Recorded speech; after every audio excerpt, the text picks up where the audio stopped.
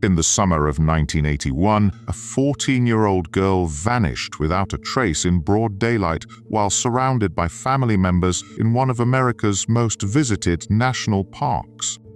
What followed was one of the most extensive search operations in Yosemite's history, involving hundreds of volunteers, tracking dogs, and helicopter crews. Yet, despite covering every inch of the rugged terrain, searchers found no evidence of the missing teenager. The case file, declassified decades later, reveals disturbing details that challenge conventional explanations and suggest something far more unsettling occurred in those ancient granite corridors than anyone dared to acknowledge. Before diving in, hit subscribe to stay connected with our investigations. It was July 25, 1981, on a warm Saturday afternoon in Yosemite National Park, California. The Arras family had chosen the Sunrise Lakes Trail for their day hike, a moderately challenging route that winds through dense forest and granite outcroppings in the park's high country. Stacy Ann Arras, a 14-year-old girl from Oakdale, California, walked alongside her father, George, and several family members as they made their way toward the pristine alpine lakes. The trail itself stretches for several miles through wilderness that has remained largely unchanged for centuries. Towering pines and firs create a canopy so thick that sunlight barely penetrates to the forest floor in many sections. Granite boulders, some as large as houses, dot the landscape, creating natural corridors and hidden alcoves that could conceal almost anything from view. According to the official incident report, the family had been hiking for approximately 2 hours when they decided to take photographs near a particularly scenic overlook. Stacy, described by her father as an experienced hiker despite her young age, had wandered roughly 60 yards ahead of the group to get a better view of the surrounding peaks. The dense forest and rocky terrain meant that while she was only a short distance away, she was completely out of sight from her family members. George Arras called out to his daughter after a few minutes, expecting her to return for the group photo. When she didn't respond, he walked in the direction she had gone, following what appeared to be a faint deer path through the underbrush. What he found defied all logical explanation. George immediately called for help. Yosemite's search and rescue teams had mobilized one of the largest operations in the park's history. Over the following days, more than 200 volunteers combed every inch of the surrounding wilderness. Tracking dogs were brought in from multiple agencies, their handlers confident that the animals would pick up Stacy's scent and lead searchers to her location. The dog's behavior, however, proved deeply unsettling. Each animal would follow Stacy's trail to the exact same spot where her father had lost her tracks, then would circle the granite boulder repeatedly before sitting down and refusing to continue. Several handlers reported that their dogs appeared genuinely distressed, whining and backing away from the boulder, as if sensing something that terrified them. As the search expanded, investigators began documenting details that painted an increasingly disturbing picture. The weather conditions on July 25th had been ideal, with clear skies and calm winds that should have preserved any evidence of Stacy's passage through the forest. Yet beyond that granite boulder, it was as if she had simply ceased to exist.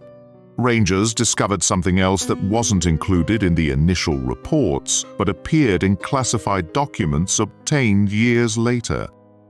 3 separate witnesses, all experienced hikers who had been on different sections of the trail that day, reported seeing a young girl matching Stacy's description walking alone through the forest.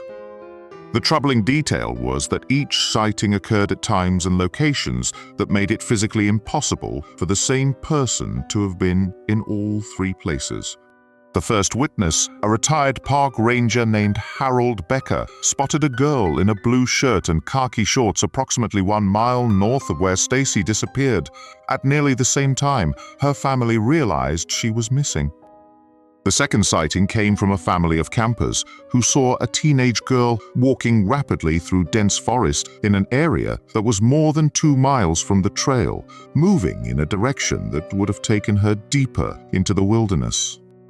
The third witness, a local photographer who knew the area intimately, observed a girl matching Stacy's description, standing motionless among a grove of ancient sequoias, staring up at the canopy with an expression he described as unnaturally vacant.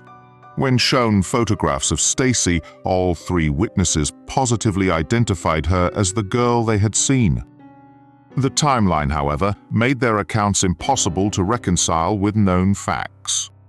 For Stacy to have been in all 3 locations, she would have had to cover impossible distances through extremely difficult terrain in a matter of minutes. Search teams investigated each reported sighting location thoroughly, but found no trace of human passage.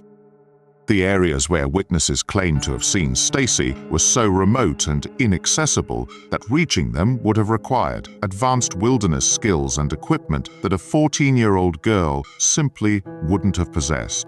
Perhaps most disturbing was the discovery made by a search team on the 4th day of the operation. Deep in the forest, nearly 3 miles from where Stacy had vanished, searchers found a series of trees that had been stripped of their bark in precise geometric patterns. The bark had been removed in perfect hexagonal shapes, each roughly 6 inches across, arranged in vertical columns up the trunk of each affected tree. The patterns were unlike anything park rangers had seen before. They weren't consistent with animal damage, and the precision of the cuts suggested they had been made with tools. Yet the trees were located in an area so remote that reaching them would have required hours of difficult hiking through unmarked wilderness.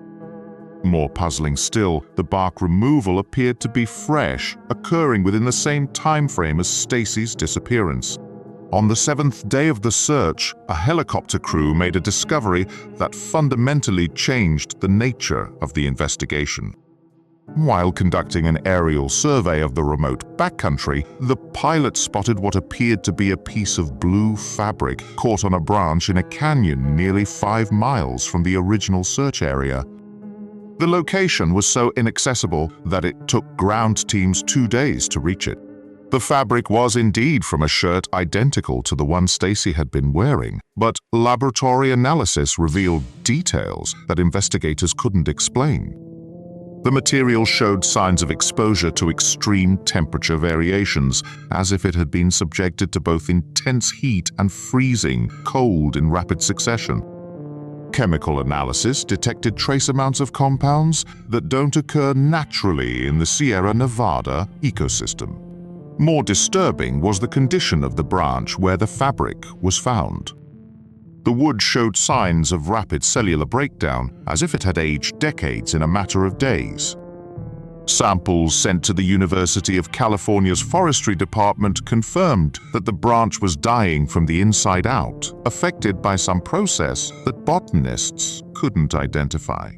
Search teams rappelled into the canyon and conducted a thorough investigation of the area.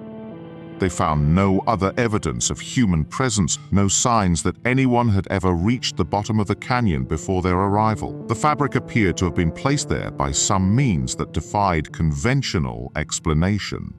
Witnesses described the figure as approximately 7 feet tall, with an extremely thin build that made it appear almost skeletal. Its movements were characterized by an odd, jerky quality. The entity appeared to be covered in some sort of dark material that could have been clothing or skin, making it difficult to determine its exact nature. Most disturbing was the figure's apparent behavior. In each encounter, it was observed standing motionless among trees, positioned in such a way that it would have been nearly invisible to anyone not specifically looking for it. When spotted, the entity would remain perfectly still for several minutes before moving away through the forest with surprising speed, disappearing into the dense vegetation with barely a sound. The official search for Stacy Ann Arras was suspended after 2 weeks, making it one of the longest active search operations in Yosemite's history. The case remains open, though no new evidence has been discovered in the decades since her disappearance.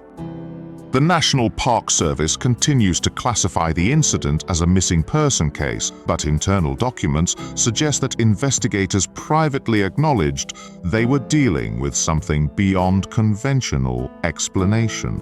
The hexagonal bark patterns found during the search have never been adequately explained, and similar markings have been discovered at other locations throughout the Sierra Nevada in the years since Stacy's disappearance. Each discovery has been associated with reports of missing hikers or unexplained phenomena, suggesting a pattern that extends far beyond a single incident.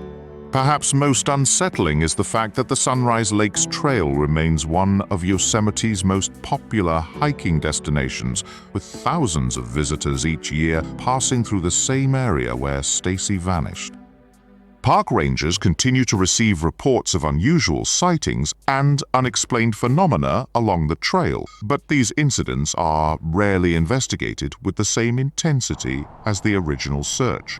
The granite boulder, where Stacy's trail ended, still stands as a silent monument to one of the park's most enduring mysteries. Hikers occasionally report feeling an inexplicable chill when passing the location, and some claim to hear voices calling from within the stone itself. Whether these accounts represent genuine phenomena or the power of suggestion remains an open question, but the consistency of the report suggests that something about that particular location continues to affect those who encounter it. What do you think happened to Stacy Ann Arras that July afternoon in the Sierra Nevada wilderness? Subscribe to explore more cases where the natural world reveals its darkest secrets.